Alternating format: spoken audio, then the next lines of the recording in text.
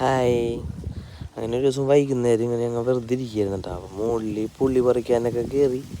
വീട്ടിൽ കുടംപുള്ളി ഉണ്ടാവാറുണ്ട്. അപ്പം ഞങ്ങൾ ഡൂഡിനെ കൊണ്ട് കുടംപുള്ളി പറിക്കാനൊക്കെ കയറി. ഡൂഡും കുറച്ച് നേരം ആ ഒരു മൂടൊക്കെ ആസ്വദിച്ച് കഴിഞ്ഞപ്പോൾ ജീവിതം പറഞ്ഞു അങ്ങനെയാണെങ്കിൽ നമുക്കൊന്ന് ബീച്ചിൽ പോയാലോ. ഇന്നിപ്പോൾ വെയിൽ തെളിഞ്ഞ ദിവസമാണ്. എപ്പോഴും ഇപ്പോൾ മഴ ചെയ്തതിൻ്റെ വെയിൽ പുറത്തോട്ട് ഇറങ്ങാൻ പറ്റണില്ല. അങ്ങനെ ഐസായിട്ട് ഡൂഡിനെ കൊണ്ടൊന്ന് കടൽ കാണിക്കാൻ വേണ്ടി. കുഴിപ്പുള്ളി ബീച്ച് ഭയങ്കര സീനാണ്, എന്നാലും ചില ഏരിയാസിൽ വലിയ കുഴപ്പമില്ല.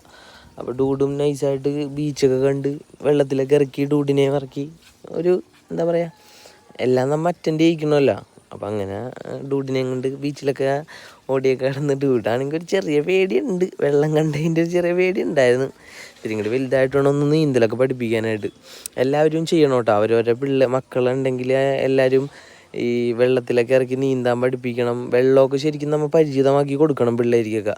പെട്ടെന്നൊരു ദിവസം ഈ പറഞ്ഞിട്ട് വെള്ളത്തിലൊക്കെ ഒന്ന് പെട്ടെന്ന് ഇറങ്ങാനോ അല്ലെങ്കിൽ വീഴാനോ അങ്ങനെ എന്തെങ്കിലുമൊക്കെ പറ്റിക്കഴിഞ്ഞാൽ അവർക്ക് പേടി ഉണ്ടാവരുത്. നമ്മളായിട്ട് അതിനെ ഒരു പ്രിക്വേഷൻ എന്നുള്ള രീതിക്ക് നമ്മൾ അത് പഠിപ്പിച്ച് വെച്ചേക്കണം. വെള്ളം, തീ, അങ്ങനെയുള്ള കാര്യങ്ങളൊക്കെ നമ്മൾ പഠിപ്പിച്ച് വേണം. അവിടെ ഉണ്ടായ മണ്ണ് മുഴുവൻ ഡൂഡ് തിന്നിട്ടാ, കുറേ മണ്ണ് തിന്ന്.